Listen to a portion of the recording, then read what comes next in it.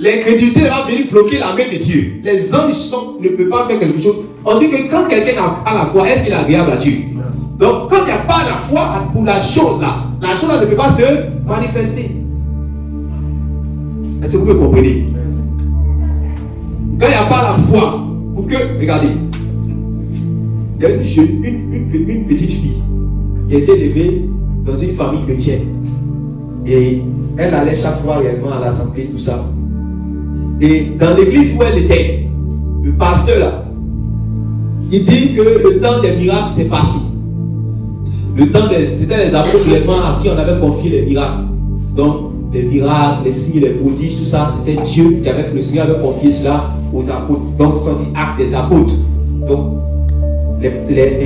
il sait que ces miracles existent, mais c'est dépassé, selon lui. Les miracles existent réellement, mais c'est dépassé. Dieu ne fait plus réellement les miracles.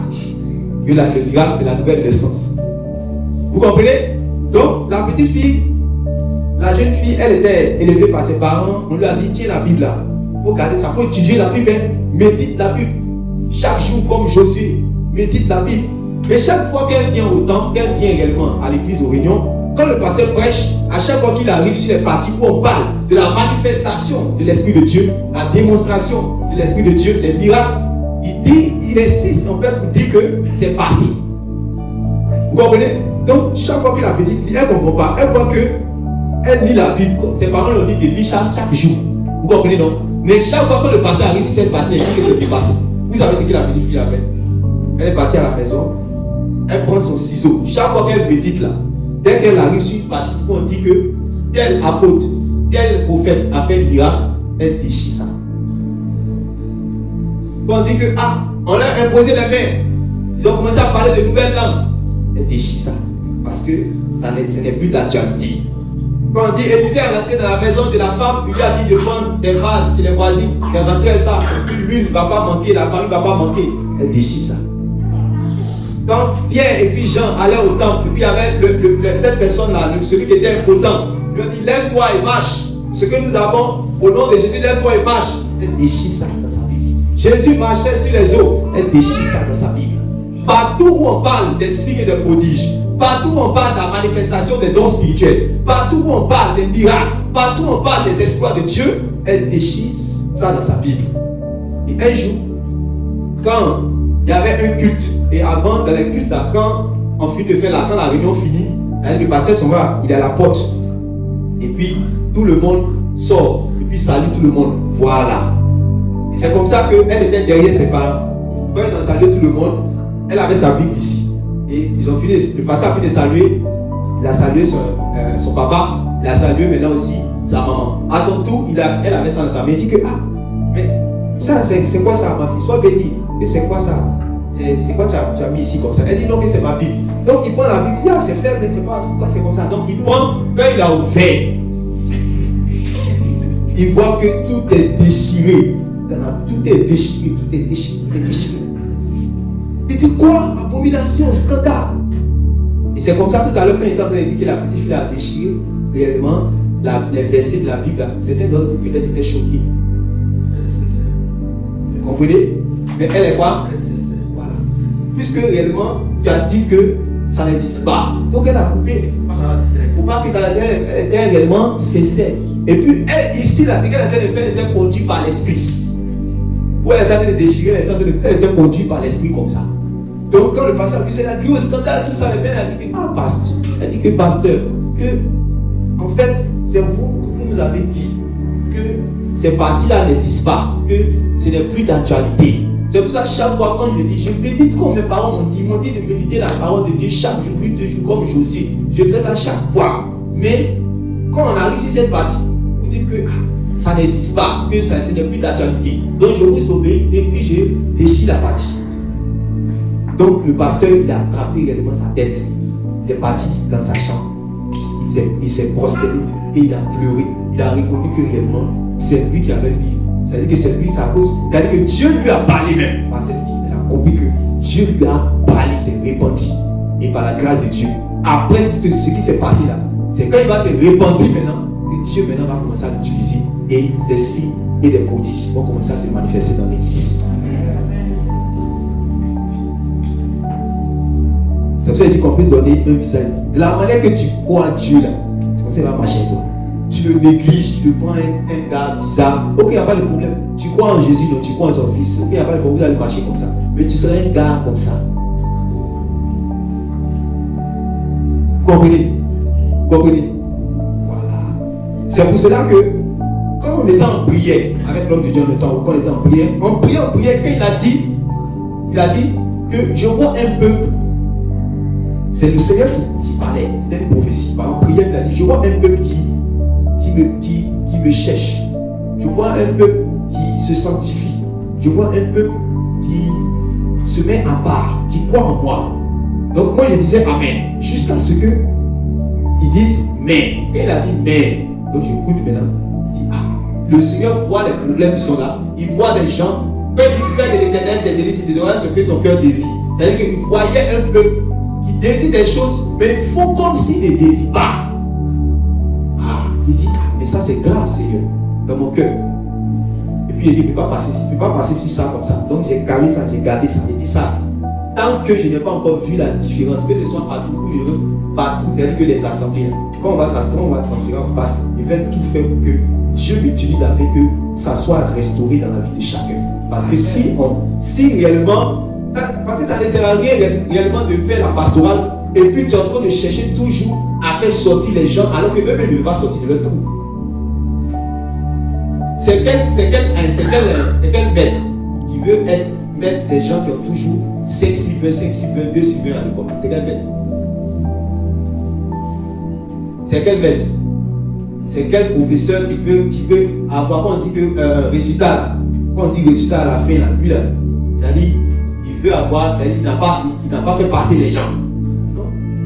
C'est pour cela que Paul même disait que c'est vous qui êtes notre gloire, qu'on ne veut pas perdre quelqu'un. Jésus même il a dit, quand il priait dans Jean chapitre 17, ce que tu m'as donné, je l'ai perdu au cœur. Donc quand on fait la pastorale, c'est pour que Dieu puisse, c'est-à-dire que vous bénir. Les deux bénédictions que vous avez vues là, on veut voir, on espère ça, on souhaite ça, on veut ça, on prie pour ça. Donc on veut ça. Je ne veux pas seulement que vous soyez bénis spirituellement, sinon pas un Jean dans les bacs à Gaïs. Je souhaite que tu prospères à tous égards comme prospère l'état de ton âme. Le Seigneur Jésus lui-même, pendant son ministère, il y avait 5000 hommes qui étaient là sans compter les femmes et les enfants. Parce que les gens croyaient en son message. Ils le suivaient partout jusqu'à ce qu'ils soient arrivés. Ils ont fait des kilomètres avec lui. Arrivé c'était un moment, ils regardent.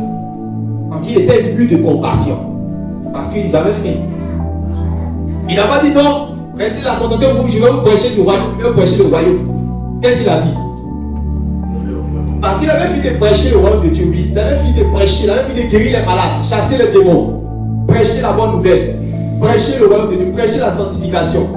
Amen. Tout ce qui va donner la vie, il a déjà prêché ça. Maintenant, ils les regardent, ils ont faim. Est-ce que le Seigneur Jésus a dit non, qu'on n'a qu'à les renvoyer? Renvoyer-les à la maison. Il a dit quoi? Donnez-leur. Donc, il veut prendre soin de leur corps par rapport à quoi? Il est venu pour ça aussi. Il vous pose la question, il est venu pour ça aussi. Parce que s'il n'était pas venu pour ça, s'il allait faire ça. Voilà. Il est venu pour ça. Maintenant, quand le Christ est en toi, est-ce que le Christ aussi réellement, c'est-à-dire le Christ qui est en toi, quand tu crois en Christ, quand tu es la lumière du monde, quand tu es le ciel de la terre, toi seulement, est-ce que quand tu es venu, c'est-à-dire tu dois imiter le Christ ou bien tu ne dois pas imiter le Christ? Comprenez, non? Donc il a pris soin non seulement de leurs âmes, mais il a pris soin aussi de leur corps. C'est pour cela que quand les gens sont malades, la maladie là, est-ce que c'est l'esprit qui est malade? C'est ton corps qui est malade, c'est ton corps qui souffre, pas ton esprit. Mais pourquoi? L'onction du Seigneur, c'est-à-dire que l'esprit du Seigneur qui nous a régénérés, cet esprit-là aussi veut nous guérir aussi. C'est l'esprit du Seigneur qui nous a ramenés à la vie quand nous étions morts, quand nous étions sans Christ, n'est-ce pas? Mais pourquoi cet esprit-là ne s'arrête pas seulement du côté de notre esprit pour nous régénérer? Mais cet esprit-là va jusqu'à guérir nos corps qui souffrent de maladies. Parce qu'en réalité, c'est-à-dire que ça fait partie du mandat de l'esprit, ça fait partie de l'œuvre de l'esprit. Ça fait partie de l'œuvre de Dieu. La Bible a dit que c'est par cette vertu que nous sommes guéris. Donc, si vous avez déjà un problème avec la bénédiction, la faveur de Dieu, la grâce de Dieu, toutes ces choses-là, c'est que, comme j'ai l'habitude de le dire, on va demander à un chrétien, mon frère, sois béni, comment ça va? Et ta marche, ça va bien? Quand on est en train de lui poser la question, tu sais déjà qu'il va te dire que ça ne va pas. Ça ne va pas où? Ça va, ma soeur. Toi-même, tu sais que ça ne va pas. Visage là même là. Elle ne peut pas donner envie à quelqu'un de se convertir. Je vous dis la vérité. C'est la mélancolie, la tristesse, le découragement, la frustration. C'est ça que c'est sur son visage. La fatigue, le découragement, comprimé, déprimé. Dis que c'est la sanctification. C'est pas la sanctification, hein. Le royaume de Dieu là, c'est la justice, c'est la joie par le Saint-Esprit. C'est ça le royaume de Dieu. Si la sanctification vous rend triste, c'est pas la sanctification. Si la sanctification vous rend comme ça, bizarre, c'est pas la sanctification. Quand moi, aujourd'hui là, une sanctification qui vous rend bizarre, qui vous rend triste, qui vous rend malheureux. C'est pas la sanctification. La sanctification vient de l'esprit. Donc l'esprit de Dieu, c'est la joie. Sinon l'apôtre Paul n'avait pas dit que conservez votre joie. Et on dit que les chrétiens de Thessalonique, malgré même les difficultés, ils étaient dans la joie. Donc une sanctification qui vous rend toujours triste, vous êtes bizarre. Regardez dernièrement, il y a des groupes de quoi là. Ils font une sanctification. Même quand tu regardes le peuple de Dieu là, tu sais qu'ils sont bizarres, ils souffrent, ils ont un joug sur eux. Mais moi, c'est pas ça que Dieu m'a appelé. Parce que c'est en Christ là, on est libre. Et en Christ, on est heureux. En Christ, on a la joie. Et puis c'est pour ça que tous les commandements qu'il nous donne, ces commandements ne sont pas comme un joug. Ces commandements sont aisés, légers. Et c'est dans la joie que nous accomplissons ces commandements. Mais quand ça devient, c'est la tristesse, le découragement. Bon, qui va te regarder pour dire que je vais devenir chrétien? Alors que tu es ambassadeur de la joie. Est-ce que c'est ça? Tu dois montrer que la joie ne se trouve pas dans les prostituées qu'on appelle filles de joie. La joie se trouve en toi parce que tu as Jésus en toi. Est-ce que tu me comprends? Oui, une femme peut être réellement bien habillée, vêtue, couverte, bien, à l'image de Christ, à l'image de cette femme, des filles de Sion. Mais quand tu la regardes, elle est l'expression de la joie même de Dieu. Mais quand tu la regardes, elle est vêtue, elle est couverte, elle a tout ça. Mais quand tu la regardes, c'est la mort, c'est la tristesse. Elle va donner à qui? Une jeune fille qui est dans les sexy va jamais vouloir s'habiller comme elle. Parce que quand tu la regardes, il n'y a pas la joie. Si vous me comprenez. Vous me comprenez. Maintenant, pourquoi il n'y a pas la joie? Parce qu'on ne sent pas Dieu marcher avec soi. Quand Dieu marche avec toi, tu vas sentir la joie dans ta vie. Tu vas être heureux. J'ai un arbre planté près d'un courant d'eau qui pose ses fruits à chaque saison. Parce que tu es bâti en Christ. Alléluia. Tu es bâti en Christ. C'est-à-dire que tu es une arbre irriguée. La source qui est Christ te remplit. Tu es comme cette branche qui est connectée au cep et qui porte des fruits. Et quand le Père vient, qui est le vigneron, il est content de voir cela, il les monte. Mais quand il n'y a pas de fruits, et que c'est le contraire même des fruits qu'on doit produire, ça que tu produis, il est fâché, il coupe. Il est fâché, il coupe. Ce matin, là, il y a une soeur. Pendant que j'étais toujours dans l'esprit de ma méditation, tout ça, puis chaque fois je pose des questions, je dis Seigneur, je ne veux pas parler juste, je ne veux pas venir pour venir donner des prédications, il y a tout fait ça dans ma vie. Il y a des endroits même où on peut m'appeler, même pour aller tout ça. Sinon, c'est ce que tu m'as confié là. Je veux qu'on puisse marcher dans un même esprit, selon l'esprit prophétique du Seigneur. Donc, pendant qu'il est en train de réfléchir comme ça, c'est là qu'une soeur fait un songe. Dans le songe, elle regarde réellement dans. Elle avait vu une image avec son fils, tout ça, mais après elle avait vu dans le ciel, elle avait vu comme un visage qui s'est dessiné. Un visage qui avait l'aspect même de Dieu, tout ça, c'est comme ça, c'est dessiné comme ça. Tout ça. Et puis elle avait dans son esprit comme si c'est le Seigneur. Elle fait réellement son visage comme ça. Et ça lui a inspiré même la crainte, tout ça. Mais dès qu'elle s'est levée, elle a reçu un message automatiquement de l'esprit. Et ce message-là, c'était quoi? Le Seigneur voulait, c'est-à-dire qu'il veut accorder sa faveur à son peuple. Mais c'est si son peuple le craint, il va accorder sa faveur.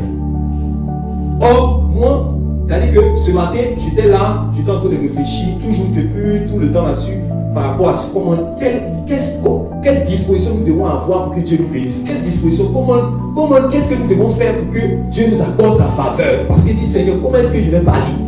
Qu'est-ce que je vais leur dire pour qu'ils puissent comprendre? Comment est-ce qu'il doit faire pour que la faveur de Dieu, la grâce de Dieu soit avec eux? Comment il doit? Joseph là, c'est le même Dieu que Joseph a cru là, c'est ce même Dieu que nous croyons. Mais pourquoi nous ne le voyons pas? J'étais en train de réfléchir à tout ça. Et puis, elle a dit que, je veux te parler, j'ai reçu également, c'est juste un songe que je vais t'expliquer. Mais c'est cette partie-là, quand elle a dit, il dit, c'était une réponse. C'était une réponse. Ça veut dire que Dieu même veut bénir. Depuis le dimanche, il a dit qu'il y a des personnes ici. Tu te regardes là, tu vas voir ce que Dieu va faire avec toi. Parce que lui-même il a dit que crois en toi. Tu te vois, tu es dans la boue là. Il dit oui, je suis le Dieu qui prend dans la boue et qui fait asseoir à la table des rois. Je suis le Dieu qui prend dans la boue et qui fait asseoir à la table des rois. Est-ce que c'est pas ce Dieu là? Mais si vous ne croyez pas à ça, si vous n'êtes pas dans les dispositions, vous n'allez pas rentrer dans ses grâces. Si vous jouez avec les choses de Dieu, vous n'allez pas rentrer dans sa grâce. Ce qu'on appelle la faveur de Dieu, certes, la faveur c'est quoi? C'est quelque chose d'immérité. C'est ça non? Tu fais faveur.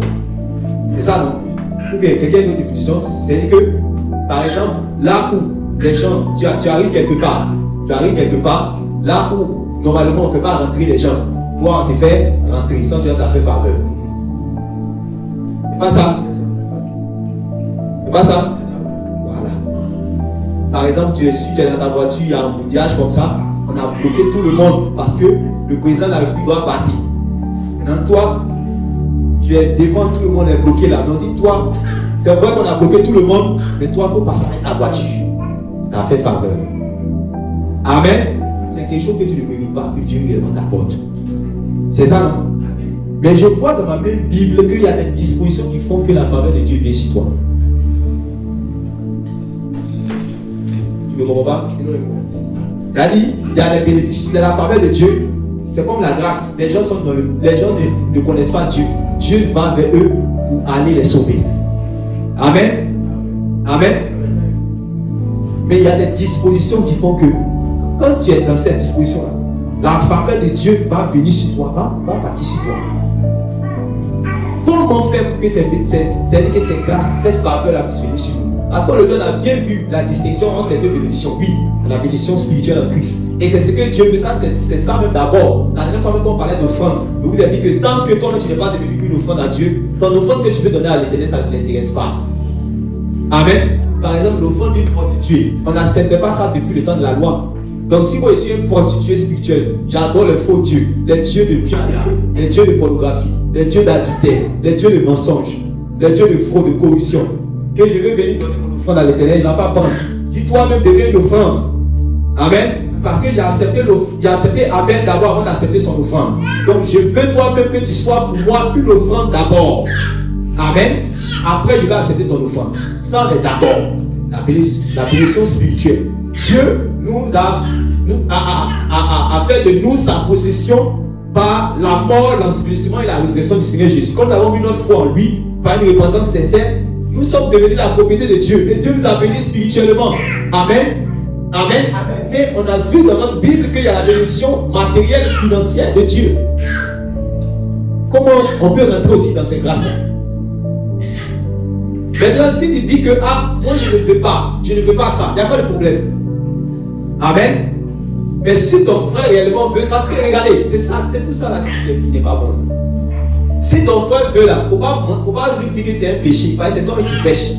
Tu dis à Dieu ce qu'il n'est pas. Tu donnes un visage à Dieu qui n'a pas. Est-ce que vous me comprenez? Vous me comprenez bien, non? Voilà. Prenons le passage de 2 Samuel, on va aller voir.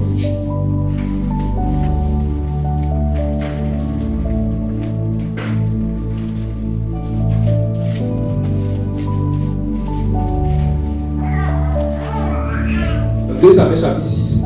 Regardez dans 2 Samuel chapitre 6 ce qui se passe. Avant de lire 2 Samuel chapitre 6, lisez Psaume 132 verset 2. Psaume 132 verset 2.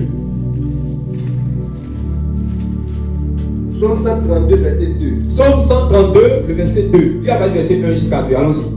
Cantique des degrés. Cantique des degrés. Éternel. L'Éternel. Souviens-toi de David. Souviens-toi de David. De toutes ses peines. De toutes ses peines. Il jura à l'Éternel et il fit ce vœu au puissant de Jacob. Il jura à l'Éternel et il fit quoi? Ce vœu. Souligner vœu. Parce que les gens pensent que par la mort du Seigneur Jésus, ça n'existe pas. Il n'y a plus ça. Il n'y a même plus ça. Il n'y a même plus ça même dans la vie chrétienne. Vous savez, les vies chrétiennes sont bizarres comme ça. On dirait, c'est fade, on dirait la farine. Mais une là-dedans, mais les vues là-dedans,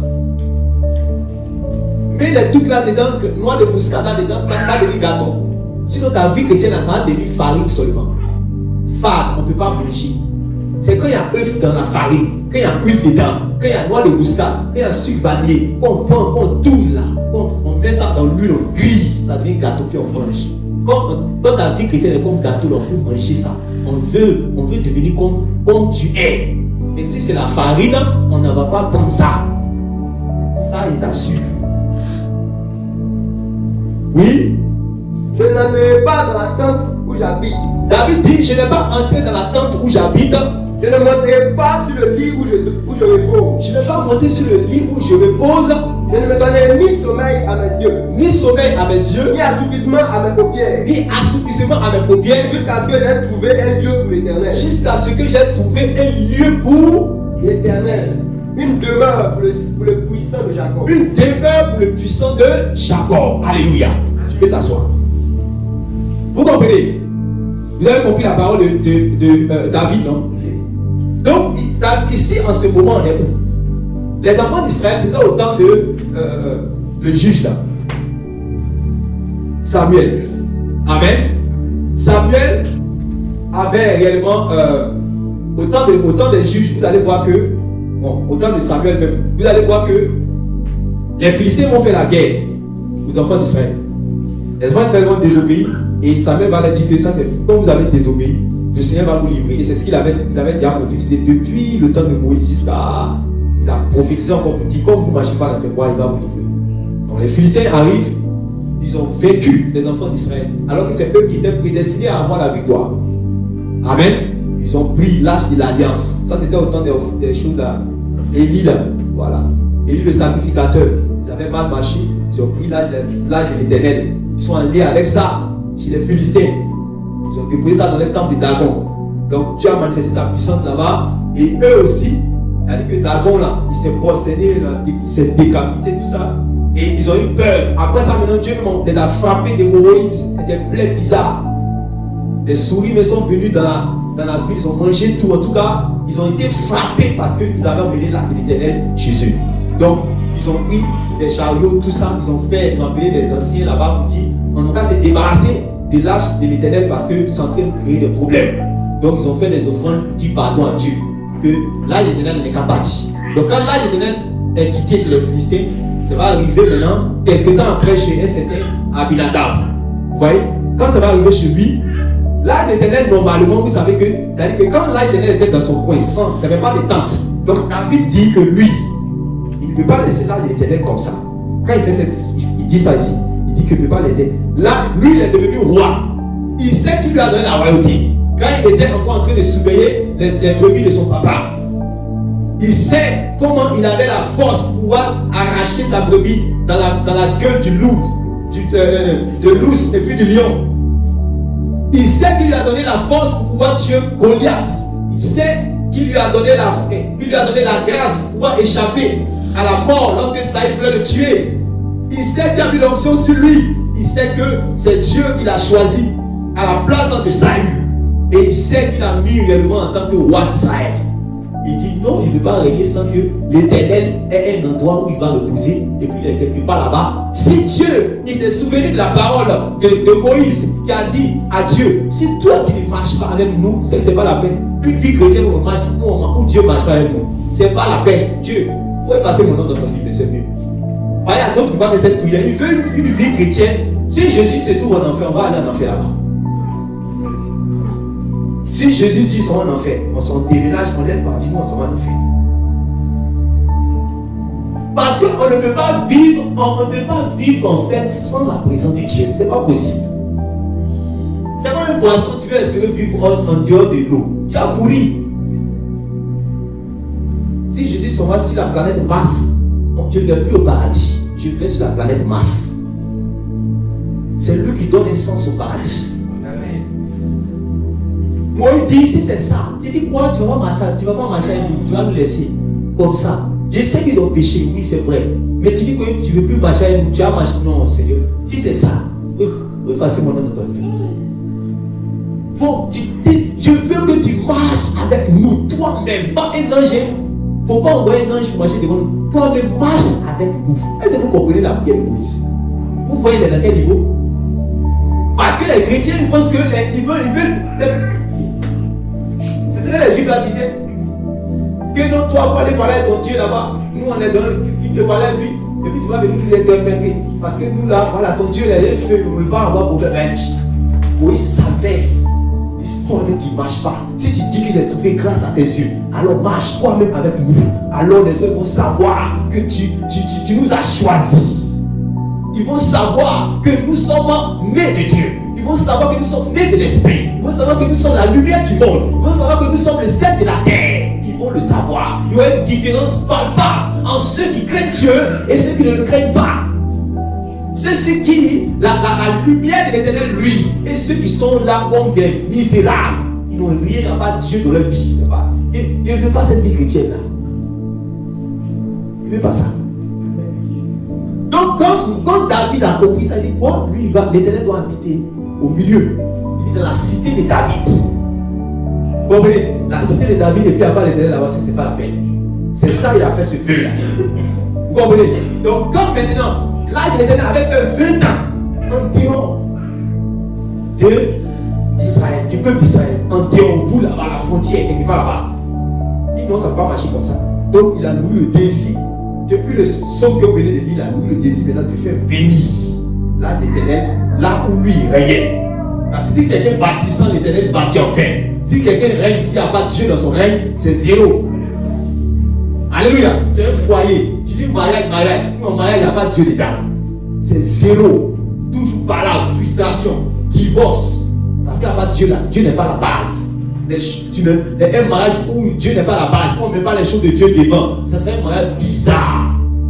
Vous voulez vous marier là. Si vous ne mettez pas Dieu d'abord, vous ne mettez pas les choses de Dieu d'abord, c'est pas malédiction, c'est pas moi qui vous maudissez. C'est vous-même vous maudissez.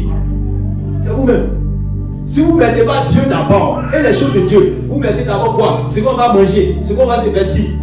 Il dit c'est moi qui vais vous donner ça. Mettez-moi, que je sois le responsable de votre vie, que je sois la source de votre vie, que je sois réellement le fondement, la fondation de votre vie, et vous allez voir si je ne vais pas m'occuper de vous. Quand vous êtes dans ma présence, prenez-moi au sérieux, honorez-moi, vous allez voir ce que je vais faire dans votre vie. Mais vous mettez Dieu, mon cher, c'est quoi on va prier le soir même? C'est quoi? Est-ce qu'il y a du riz? C'est tout ce qui est dans ta tête. Est-ce qu'il y a le loyer? Est-ce que c'est tout ce qui est dans ta tête? David dit, moi je ne vais pas dormir. Si l'Éternel n'est pas là, moi je ne vais pas dormir.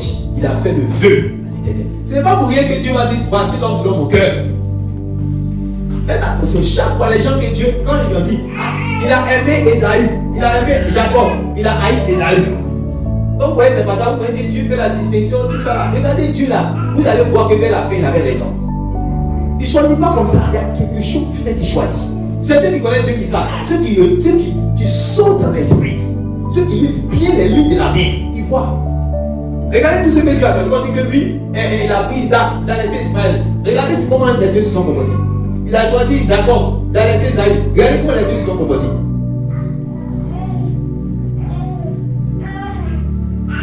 L'Éternel s'est tourné maintenant vers ceux qui ne l'appelaient pas, vers les nations. Il a laissé les Juifs. Regardez comment ils se sont comportés. Regardez. Il y a des dispositions. Dieu, quand il fait grâce aux qui? Il fait grâce aux humbles.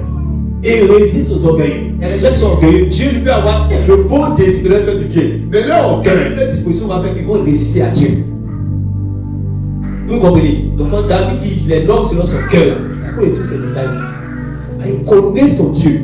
Ils sont son Dieu, il sait ce que son Dieu aime. Et quand il voit que voilà ce qu'il aime, comme un enfant qui aime son père, il cherche à faire les choses que son père aime. Pour que son père vraiment puisse tourner les yeux vers lui pour être attentionné, pour libérer la bénédiction de sa vie. Imaginez une jeune fille, chaque fois que son père entre à la maison, qu'il quitte au travail étant fatigué, il vient. En même temps, il vient, bonsoir papa, elle lui fait l'embrasse ici, elle attrape sa mallette, il s'assoit au salon, elle s'en va prendre de l'eau tiède, elle trempe ça dans son pied, elle trempe son pied dedans, elle nettoie dessus, elle lui fait la table, elle mange chaque fois, elle fait cela.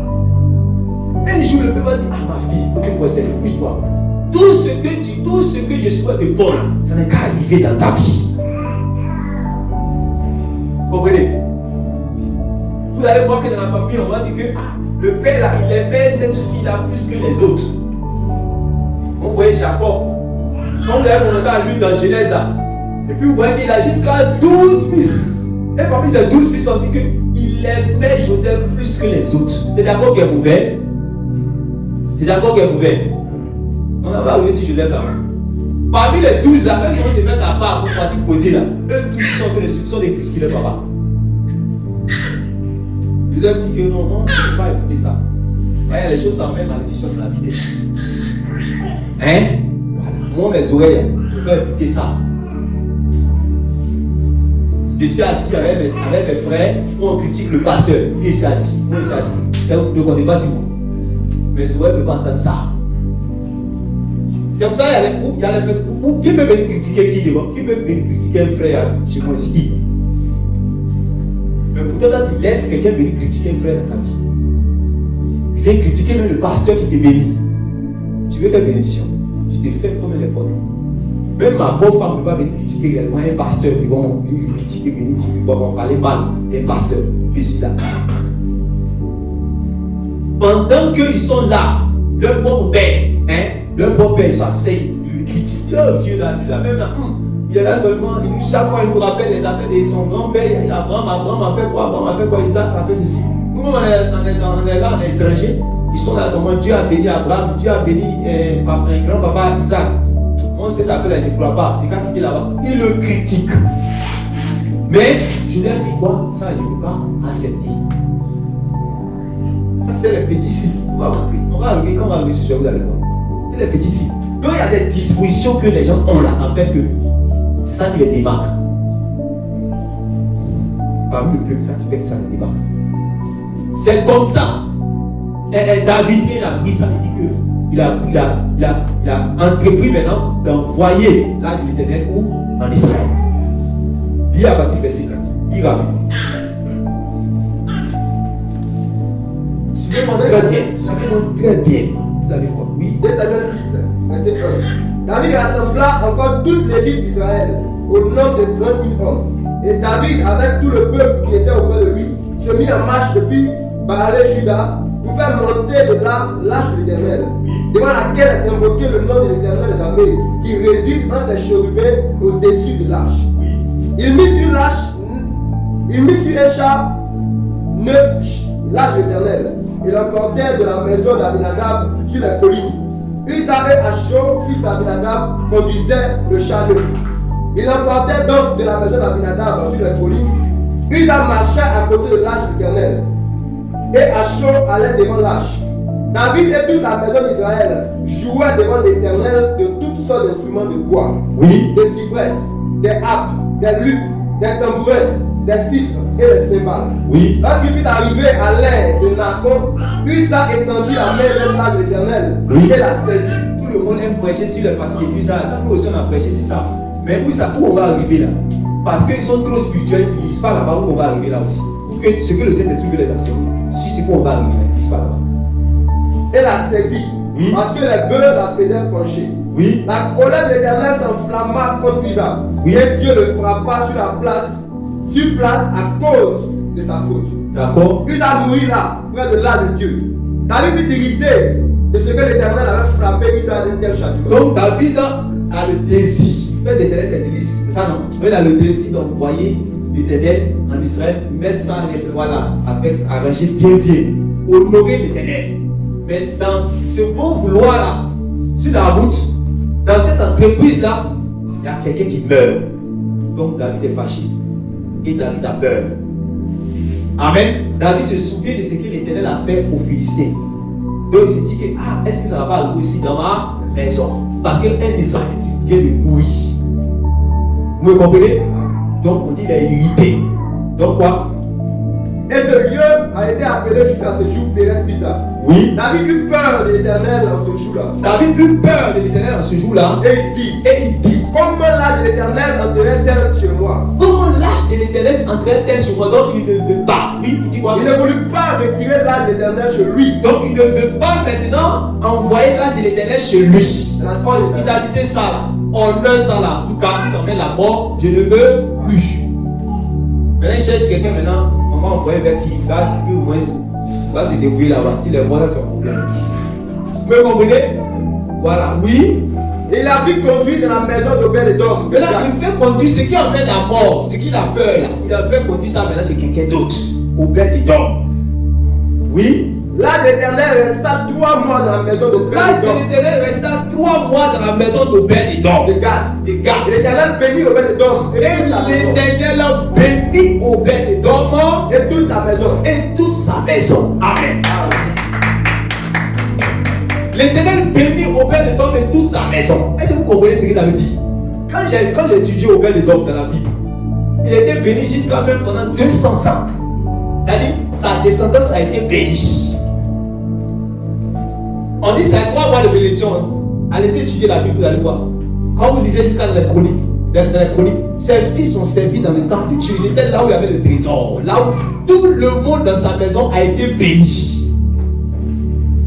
Pendant les 3 mois, vous savez ce qui se passe. Ça veut dire que quand l'âge de l'Éternel est arrivé dans sa maison, tous ceux qui avaient peut-être 5 super, oh, tu comprends, 5 super à l'école, eux tous sont 20 super. Ici là, c'est pas connaissant les mathématiques qui les a donné 20 super. C'est l'Éternel qui les a donné 20 super. Tous ceux qui ont donné passer les concours, vous me comprenez? On dit que le concours est énorme, il faut avoir bras long pour que ça marche. Ce jour-là, ceux qui étaient dans la maison d'Obed-Edom, magistrature même, ils ont passé le concours là. Ils ne savaient pas ce qui s'est passé. Ils ont trouvé ça marcher, magistrature. Avant, les veuves et les orphelins, c'est devant le palais du roi là-bas, ils se mettent là-bas. Parce qu'ils se disent que le roi a de bonnes dispositions. Un gars comme David, on peut espérer avoir du pêche devant sa porte. Mais quand l'âge de l'Éternel allait chez Obed-Edom, c'est chez Obed-Edom là-bas maintenant que les gens, les veuves, les orphelins, on voit tout le monde s'en va là-bas parce que c'est là-bas on va avoir le pain. Les veuves seront nourries là-bas. Les veuves vont avoir la nourriture. Ceux qui n'ont pas d'habits vont avoir habits. Tout le monde qu'on voyait chez Obed-Edom. Parce que la bénédiction se trouvait là-bas. Toutes les femmes qui sont dans sa maison, si tu veux, il faut loucher. Faut tes yeux, ça ne va pas partir comme ça. Mais si tu tiens, l'Éternel est rentré là-bas. On dit qu'il a été béni là. Tout le monde en ce moment, c'est chafé, il fait pas chez Dieu pour venir demander la main de ses filles. Cousines, nos filles, on veut les marier aussi. Parce que la bénédiction se trouve là-bas.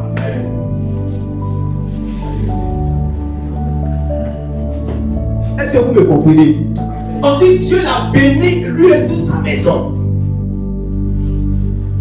C'est-à-dire, on dit que les affaires, quand on cherche, on veut faire les affaires. Tout le monde veut venir faire les affaires avec Obed-Edom.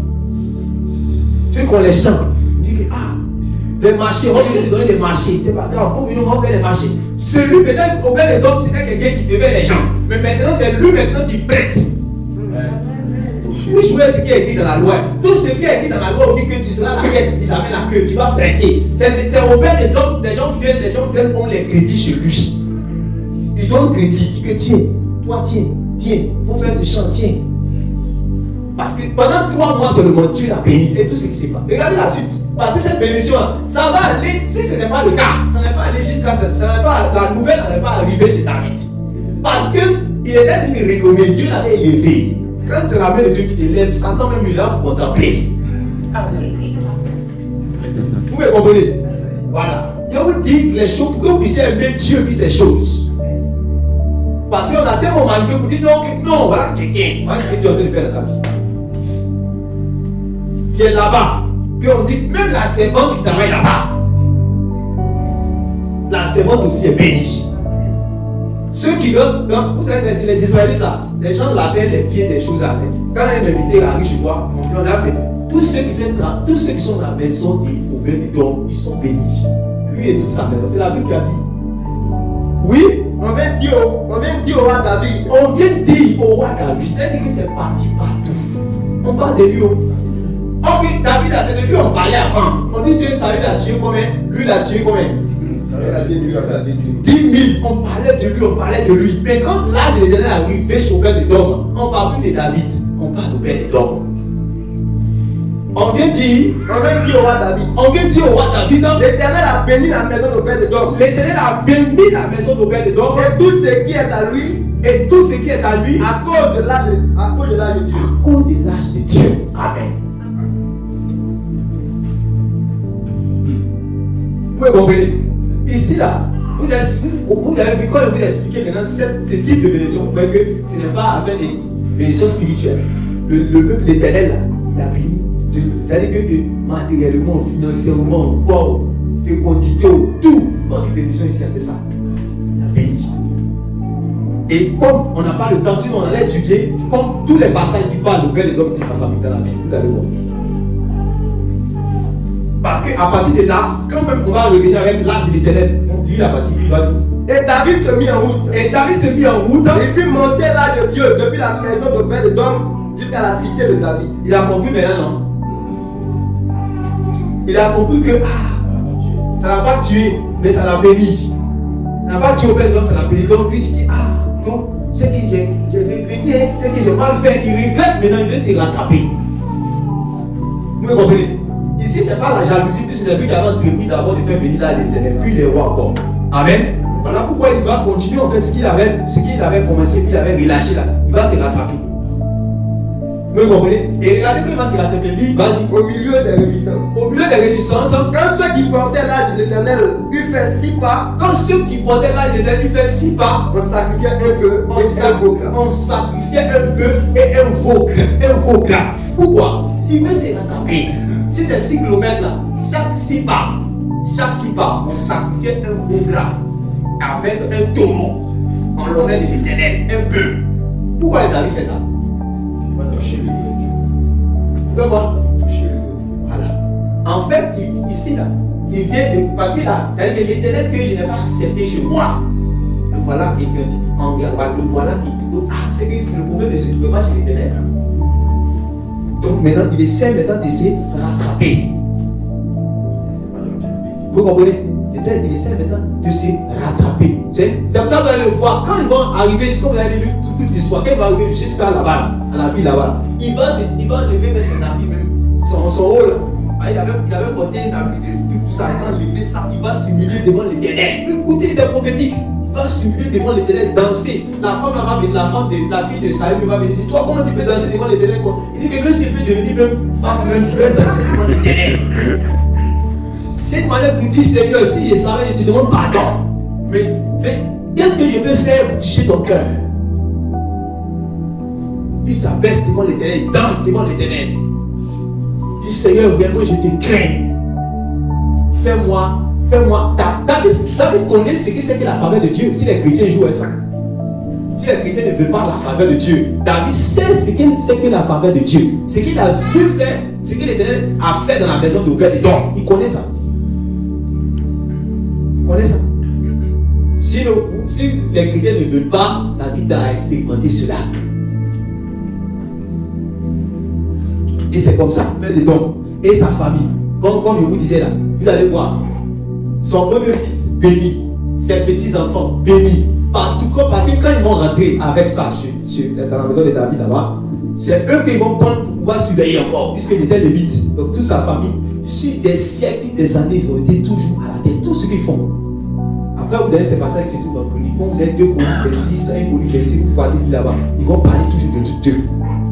Ils vont parler de sa descendance.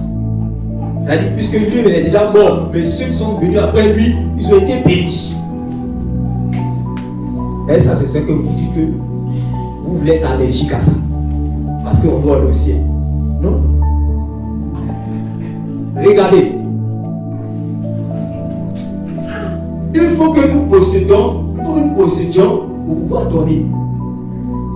Parce qu'il n'y a plus de joie à donner qu'à recevoir. Donc il faut qu'il puisse avoir pour donner. que je puisse savoir pour donner.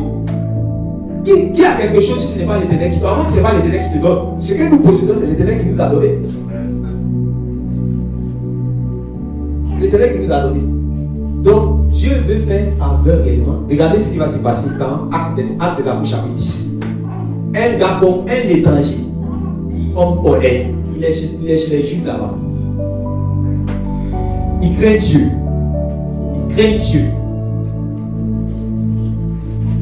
Bon, je vais aller là. Lui-même, il craint Dieu. Vous comprenez? On dit qu'il craignait Dieu. Il était pieux, et puis il craignait Dieu. Maintenant, il voyait les veuves, les pauvres, les démunis qui sont juifs, qui sont là-bas. Qu'est-ce qu'il faisait envers eux? Il était généreux. Il faisait faveur, il faisait beaucoup de pauvres. Il prenait soin des veuves et des orphelins.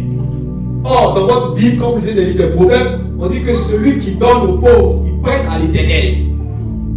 Or, notre même Bible dit que Dieu n'est le débiteur de personne. Ça veut dire que Dieu ne doit personne. Il n'y a pas quelqu'un que Dieu lui doit un crédit qui n'a pas encore payé. Mais Dieu dit un secret que nous on s'amuse avec ça. Et puis que quand tu donnes aux pauvres là, lui tu lui prêtes.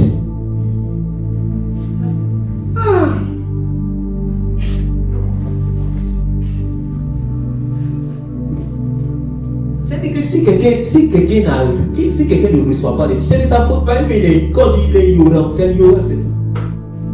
Dieu dit que je suis le débiteur de personne, il dit que moi je ne dois personne. C'est pas ça. Maintenant il dit que quand tu fais du bien aux pauvres, lui tu es en train de lui donner quoi? Le crédit. Maintenant, comme lui il ne peut pas avoir ton crédit sur lui, il va faire quoi? Il rembourser. Il rembourser. Avant que tu ailles au ciel, il va te rembourser. Tout ce que nous on fait là, on ne fait même pas ça pour recevoir. On ne fait pas ça pour recevoir quelque chose sur la terre ici. Mais Dieu a déjà dit que lui est le débiteur de. Mais il va te rembourser. Ça, c'est les choses de la sagesse sur des outils. Comment est-ce que ça veut dire qu'il y a des. C'est ça, ces dispositions-là que Corneille a eues. Qu'est-ce qui s'est passé? Un ange a quitté réellement au ciel pour venir dans la maison de Corneille. Officiel l'a vu. Corneille le voit. Et l'ange lui dit quoi? Tes prières et tes aumônes sont montées. Et Dieu s'est souvenu. Et Dieu maintenant veut te favoriser. Tu as trouvé grâce à ses yeux. Comme tu as fait grâce aux gens, comme tu as fait faveur aux gens, Dieu maintenant veut te faire faveur. Et lui, ça ne peut pas rester sur lui. C'est pour ça qu'il disait aux gens dans la Bible, il dit que mettez-moi à l'épreuve, vous verrez.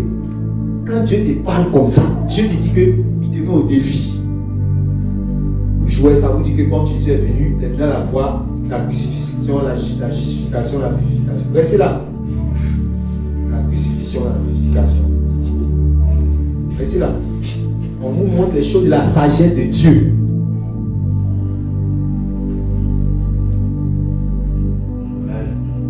Jouez ça.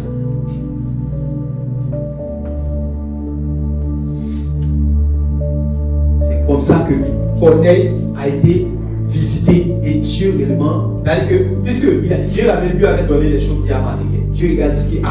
Il y a une bénédiction, une faveur là. Que s'il a ça, ça c'est une faveur éternelle. C'est pour ça que Dieu a envoyé pour qu'il puisse entendre l'évangile. Sinon, il avait bien tout, Dieu l'a dit. C'est la même chose là. C'est la même chose là qui s'est passée pour Tabitha, Dorcas. Même chose, c'est qui t'a Jobé. Même chose. Quand tu meurs là, on doit t'enterrer. On ne doit pas te mettre en haut. Quand tu meurs, ta place c'est sous la terre. Même si tu es chrétien, ta place c'est sous la terre. Elle c'est chrétien, mais pas. Mais elle, on dit que toi tu es chrétien, mais toi tu meurs. À Jobé, il y a des chrétiens qui sont morts. Quand ils sont morts, là, on ne sait pas les enterrer. Mais elle, on dit non, on ne doit pas t'enterrer. Va au haut lieu là-bas, on va payer à on va te ressusciter. Tu dois finir ce pourquoi tu es sur la terre. Il y a des gens qui meurent comme ça, ils n'ont pas encore fini de accomplir leur mission sur la terre, ils meurent. Mais on dit les hommes ont besoin de toi.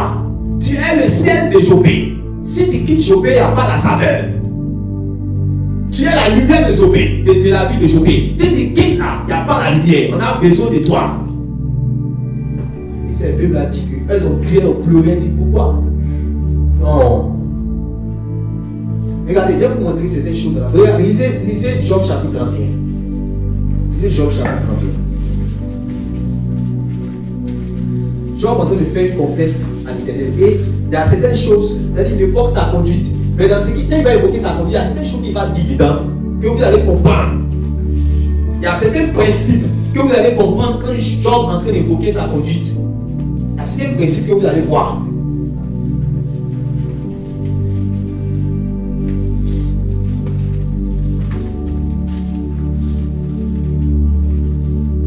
Tu peux lire rapidement à partir du verset 1. Vous allez trouver Job chapitre 31. Allons-y. Job 31, verset 1. Oui. J'avais fait un pacte avec mes yeux. J'avais fait un pacte avec mes yeux. Et je n'aurais pas arrêté mes regards sur une vierge. Oui. Quel pas Dieu m'eût-il réservé d'en haut? Oui. Quel héritage de Tout-Puissant m'eût-il envoyé des cieux? Oui. La ruine n'est-elle pas pour le méchant et le malheur pour ceux qui commettent l'iniquité? Dieu n'a-t-il pas connu mes voies? N'a-t-il pas compté tous mes pas?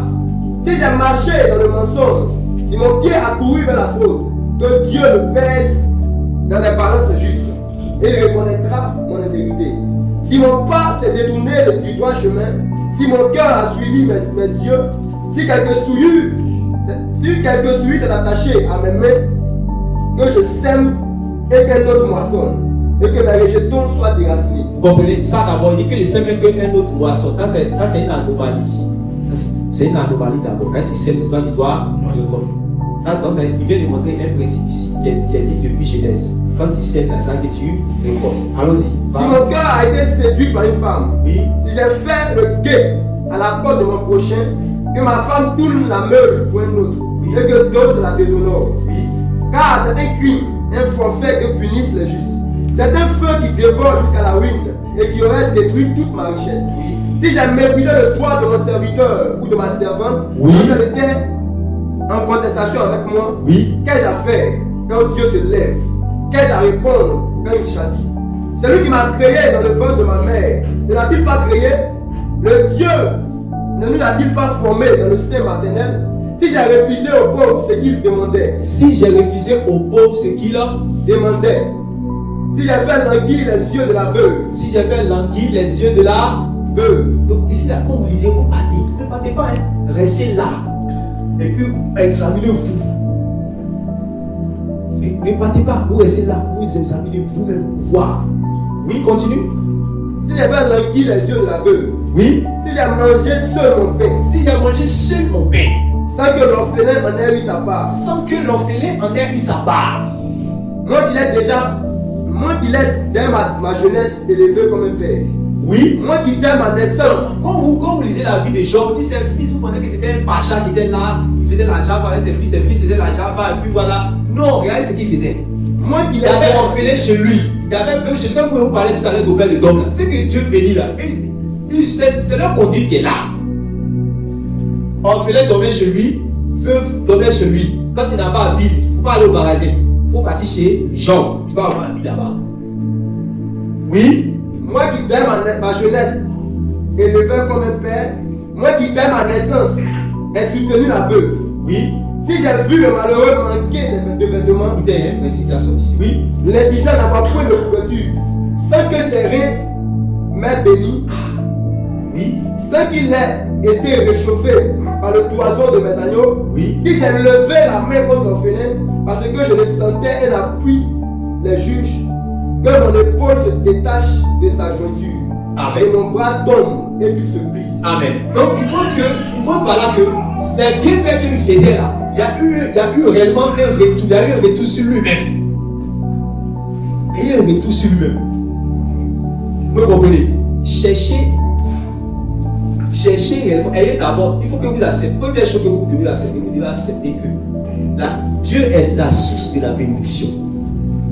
Deux, vous ne devez pas être, si vous êtes incrédule, vous n'allez pas recevoir ce que Dieu a béni, vous n'allez pas recevoir. Donc ne donnez pas une misère à Dieu qui n'a pas, au nom de la sanctification. Et ne pensez pas que quand on entend le prêcher, ça notre message a changé. Notre message va changer. Si vous voulez aller au ciel, que vous êtes avant, vous pensez à vous, mais vous n'allez pas rentrer au ciel. Est-ce que vous allez rentrer au ciel? Dans Matthieu chapitre 25, quand Jésus a séparé les boucs des brebis, est-ce que d'abord on a dit que quelqu'un a commis adultère? Est-ce qu'on dit que quelqu'un a volé? Est-ce qu'on dit que quelqu'un a triché? Est-ce qu'on a dit que quelqu'un est dans la corruption? Est-ce qu'on dit que quelqu'un est dans la masturbation? On ne va pas parler de ça là-bas. On a dit que moi j'étais nu, vous n'avez pas de ma vie. J'étais en prison, vous n'avez pas de me visiter. J'étais malade, vous n'avez pas de me visiter. Il y avait faim, il n'y avait pas eu de nourriture. Il y avait soif, personne m'a donné de l'eau. C'est ça qui a fait la différence entre les brebis et les brebis. Donc, si on a dit l'église, on parle de sanctification, puis on ne parle pas de ça. C'est même pas la sanctification. C'est la sorcellerie. Puis l'église, on dit que la sanctification, on ne parle pas de ça. C'est la sorcellerie. C'est tout ce que c'est. Ça n'a aucune différence entre réellement le pharisianisme. Il voit le bon samaritain, il voit un gars qui en a blessé dans la rue, il est en train de mourir. Il dit que je m'en vais à l'église, ne touche pas mon Saint-Esprit. Je m'en vais à l'église. Non, pourquoi me toucher? Pourquoi me souiller? Je m'en vais à l'église. Le bon samaritain est passé, il dit que non, lui là, on ne va pas le laisser mourir. Il a appris à s'occuper de lui. Jésus, c'est-à-dire que les apôtres ont dit quoi? La religion selon Dieu, ça consiste à quoi? Oui. C'est ça que la religion selon Dieu. Donc quand tu dis que non, je vais me garder de la suite du monde, je vais me garder de la suite du monde, et puis tu ne fais pas l'autre là. Ce n'est pas la religion selon Dieu. C'est tout sauf ça. Et c'est ce que Ésaïe, inspiré par l'Esprit de Dieu, va dire. C'est qu'est-ce que vous appelez jeunes? Ésaïe 58. Qu'est-ce que vous appelez jeunes? Vous n'avez pas dit les jeunes, vous êtes dans la grève de faim. Grève de faim, c'est pas le jeûne. Parce que les gens ont faim, vous ne donnez pas la nourriture. Les gens sortent, vous ne donnez pas la nourriture. Ils n'ont pas de toit, vous ne les accueillez pas, on ne pas l'hospitalité. C'est ça, c'est tout sauf le jeûne selon Dieu. Et ne pensez pas qu'Ésaïe est en train de parler aux païens. Non, il parlait aux jeunes, on pouvait appeler chrétiens à l'époque. Mais il dit ce que au nom de leur cœur témoigner de moi. Qu'est-ce qu'on veut dire? Tu vas tourner. Donc si tu es le Dieu, tu vas tourner, tu vas piloter, tu vas tourner, ça va te rattraper. Et puis c'est ma prière qui est là. Parce que je dis à Dieu qu'il faut que vous puissiez comprendre ces principes-là. Il faut que vous puissiez comprendre ces principes-là. Ça, il n'y a pas à faire de dire. Il y a des gens qui sont à un certain niveau, ils pensent que. Regardez Robert les dons. Peut-être c'était quelqu'un qui était quelqu'un de bon, on va prendre le cas de comment il s'appelle, de Potiphar. Potiphar était un pauvre. Potiphar était un pauvre. Potiphar était quoi? Donc il travaillait au palais. Donc ça veut dire que sa poche est remplie, son grenier est rempli. Il était derrière beaucoup de choses.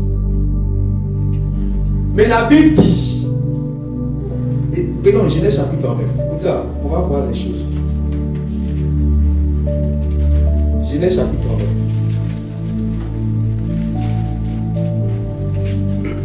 9. En fit descendre Joseph en Égypte, et Potiphar, l'officier de Pharaon, chef des gardes égyptiens, l'acheta des Israélites qu'il y avait fait descendre. Oui. L'Éternel fut avec lui, et la prospérité l'accompagna. L'Éternel fut avec qui? Avec Joseph. Oui. Et la prospérité l'accompagna. Oui. Il habitait dans la maison de son maître, l'Égyptien. Oui. Son maître vit que l'Éternel était avec lui. Ouais. Est-ce que son maître connaît l'Éternel? Non. Son maître c'est un païen, il adore les faux dieux. Mais on dit quoi? Son maître vit que l'Éternel était avec lui. Oui. Et que l'Éternel faisait prospérer entre ses mains tout ce qu'il entreprenait. Quand tu es béni là, tu révèles Dieu. Un païen, quand tu dis marche, Dieu marche avec toi. Un païen va se convertir, Dieu marche avec toi. Il ne connaît même pas l'Éternel. Mais on dit, Potiphar a vu que l'Éternel est avec lui. Comment il a vu? L'Éternel est visible. Mais comment il a vu? Comment il a vu que l'Éternel est invisible, mais il est visible? Ou bien l'Éternel n'est pas une statue parmi les autres statues. Il est invisible. Mais comment il a vu que l'Éternel est avec le jeune? À cause de quoi? À cause de quoi? La faveur de Dieu qui était sur lui. Parce que ses frères pensaient que lui, parce que quand il était encore jeune, et que ses frères étaient jaloux de lui à cause du songe qu'il a reçu. Non seulement son père l'aimait par rapport à eux, et puis encore, c'est lui qui va faire songe pour dire que le roi s'est procédé. Donc on dit que quoi? On va le tuer. Son père lui avait fait une tunique bigarrée, plusieurs couleurs, le distinguer. On dit quoi? Non, ce Dieu-là, on va bien faire ça. Ils ont pris, ils ont créé des problèmes, après on a vendu tout ce que vous savez. Les gens pensaient que quand ils allaient mettre le sang sur lui, quand on allait piquer les porcs, quand on allait le jeter, on allait le prendre en tant qu'esclave. Ça dit que c'est terminé.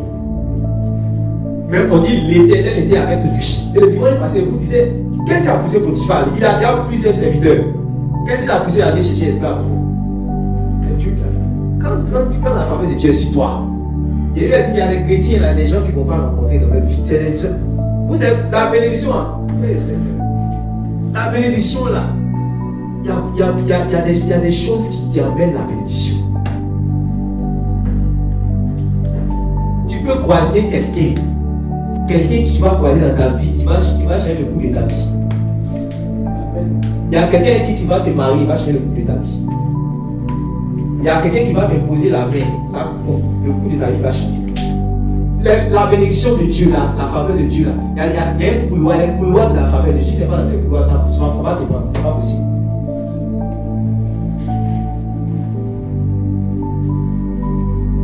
Ce que j'ai envie de dire là, ça, mon message n'a pas changé. Zéro même, c'est la même chose. Oh, Dieu, là, c'est ça même qui s'est amplifié. Même.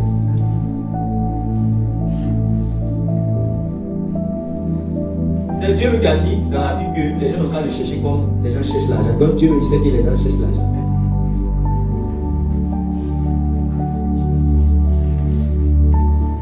Écoutez-moi bien.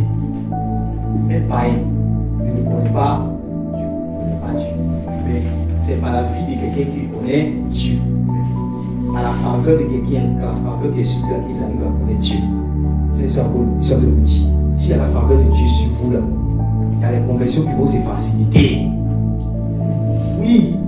Vous voyez souvent les familles là, disent que on a vu que maintenant Dieu est avec toi. On a compris.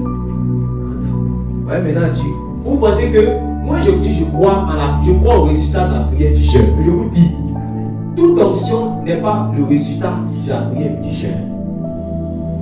Toute onction n'est pas le fruit en fait de la prière du jeûne. Il y a des onctions là, c'est juste la faveur de Dieu qui est sur toi. Il y a des gens qui vont prier. Ils vont prier, ils vont faire 21 jours, 40 jours. D'autres n'ont jamais fait 21 jours de leur vie.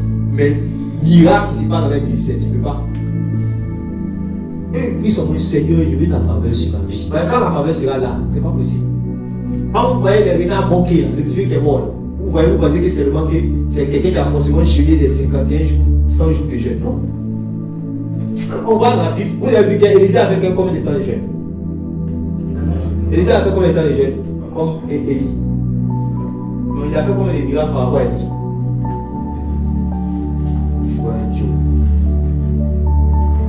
Élisée a fait combien de miracles par rapport à Élie? Plus de miracles par rapport à son père dans la foi. Alors que son père dans la foi a pris le temps de pouvoir jeûner, prier. On dit c'était un homme de prière. On ne le voyait pas. Quand on le voit être là, il prie jusqu'à il met sa tête quelque part là-bas. C'était un homme bizarre. Quelqu'un dit bizarre. Il était dans l'esprit même. Vous comprenez? On dit Élisée lui mettait seulement l'eau, il faisait l'eau. Le vieux, tu veux quoi? Tu veux manger quoi aujourd'hui? D'accord, oui, j'ai mon paye. Le vieux, attends, tu as lavé ta main. C'est tout ce qu'il faisait. Arrivé à un certain moment, le vieux doit partir. Il dit, tu dis quoi? On va partir. Attends. Il le suit. Le gars s'en va à Bethel, il le suit. Le gars va à Gilgal, il le suit. Le gars va dans tel coin, il le suit. On dit donc que les autres prophètes ont dit, ton maître va partir, il dit, je sais ça. Les gars, il y a longtemps que je sais ce qu'il cherche. Jusqu'à le dernier temps, quand le gars devait monter, maintenant, il dit, si tu veux voir, pendant que je monte, je vais déposer, tu vas recevoir. Vous avez vu ce qui s'est passé dans la vie d'Élisée. Il n'a pas fait beaucoup de temps jeune, mais voilà où il est arrivé. Et c'est comme ça. Quand Dieu marche avec toi, tu ne forces pas. C'est ça qu'on appelle la gloire de Dieu. Si c'est là, c'est fini. Tu peux sourire, quelqu'un va se convertir. La musique. Il faut dire à Dieu que Dieu soit avec toi seulement. C'est tout. Quand tu jeûnes là, moi je te demande, voilà le sujet de prière. Quand tu jeûnes, tu pries. Il faut dire à Dieu, Seigneur, je veux tout ce que je veux. Soit marche avec. Moïse a dit, marche avec lui. C'est ce qu'il y a dedans. On envoie Balaam même pour venir maudire. Dit quoi? On ne peut pas maudire ceux-là-haut. Il y a quelqu'un derrière eux. Tu vas manger avec le sorcier. Tu vas manger, vous allez manger la canne ensemble. Vous mangez. Or, pourtant, il t'a envoûté. Mais vous mangez. Le tourné dit que quoi? après il vient se confesser, il dit que je t'avais envoûté, que ne savais pas que tous ceux que j'ai envoûtés là, eux tous la nuit là, on les appelait en réunion. Parce que je les ai envoûtés. Chaque nuit, on les a envoûtés, on les appelait en réunion. Mais pour toi, ça n'a pas marché. Tu veux changer de vie. Ouais, ton Dieu est plus fort que mon Dieu. Amen. Ça, quand Dieu marche avec toi, c'est comme ça que ça se passe.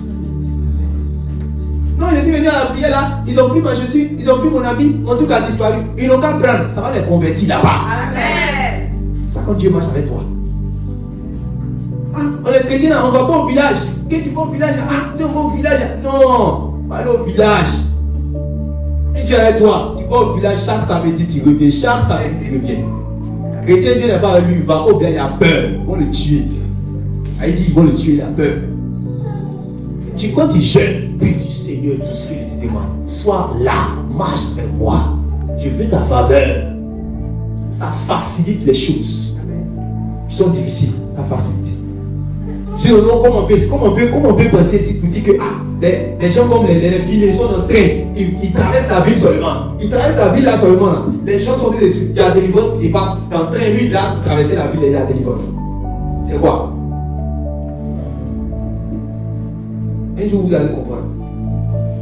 Ce que je suis, moi, c'est tout ce que je demande en prière, c'est tout ce que je dis. Dieu, sois là, sois présent, marche avec nous. Vous allez voir. Il y a un certain niveau souvent où tu es arrivé là, tu ne forces plus. Regardez dans la vie. Quand les gens qui débutent les commerces comme ça, ceux qui font les sont entrepreneurs, tout ça, quand ils cherchent à avoir l'argent, arrive en décembre. Si peut-être lui il vendait à ticket, il dit que décembre arrive, hein, c'est le jouet qui marche. Ils cherchent à avoir son argent, ils sont en train d'acheter un jouet pour pouvoir vendre, ou bien un poulet pour pouvoir vendre. Mais quand un gars comme les Colgate, où il est arrivé là, si vous voulez, on a qu'à entendre des décembre, on a qu'à entendre des choses. Lui vend tout, c'est Colgate. Mais il force pas. Et il est toujours milliardaire. Il ne force plus. Mais il arrive à un certain niveau où on n'a plus besoin de force. C'est fini. Où il est arrivé, il ne peut plus descendre. C'est fini. Il y a des niveaux où tu arrives, c'est fini. C'est-à-dire quand tu es arrivé, il y a des choses qui coulent, ça coule. Donc vous avez dit que si Dieu marche avec toi, c'est fini. J'ai pris l'exemple de Colgate là parce qu'en réalité, c'est un chrétien. Jusqu'aujourd'hui, il continue de verser combien dans son salaire, il continue de verser, il voit 10%, toujours. Les caterpillars, la presse, c'est 90%, il verse tout ça. Ça m'en veut, tu suis ton père là, tu ne pas là. Ne paye pas, les enfants. C'est pour aller qui? Dieu vous a dit de le mettre à l'épreuve, vous dites que vous ne voulez pas le mettre à l'épreuve. On va vous enseigner quelque chose. Donc c'est le pasteur qui va bouffer l'argent. On va donner au pasteur, le pasteur va bouffer quoi? 10 000 francs, c'est dans l'église, on donne. C'est ça les enfants d'Israël n'ont pas compris. Dans Malachie chapitre 3, ils n'ont pas compris. Ce que leur père qui était Abraham a fait, dans Genèse chapitre 14, ils n'ont pas compris. Abraham a fini de gagner la guerre. Quand il a fini de gagner la guerre, là, qu'est-ce qui s'est passé? Qui lui a enseigné? Quand il a montré, c'est seulement pour dire à Dieu. Il n'y a pas quelque chose que moi j'ai là, si ce n'est pas par ta grâce. Parce que tu peux aller en guerre, tu peux mourir en guerre. Tu ne pouvais pas mourir en guerre. On pouvait te tuer, on pouvait te capturer comme on a capturé ton neveu Lot. On pouvait prendre tes femmes, on pouvait vous tuer vous tous. Mais toi tu es sorti en vie. Tu es toujours vivant. Tu as tous tes membres complets. D'autres sont sortis expropriés dans la guerre. Toi tu es toujours vainqueur. Et puis encore tu sors avec tout le butin. Tu as tout le butin, le trésor, tout ça. Il dit non. Moi je ne peux pas. C'est-à-dire, je ne peux pas. Ça là, il faut que j'honore l'Éternel. Ça c'est les principes. Ça c'est les principes avec lesquels vous devez marcher avec Dieu. Je vous en supplie, comprenez-moi. Et les principes avec lesquels vous devez marcher avec Dieu. Il dit que non, il ne peut pas. Il faut qu'il puisse honorer l'Éternel. Parce que c'est grâce à l'Éternel qu'il a. Donc par là, il est en train de montrer à l'Éternel que ce que je possède, c'est à cause de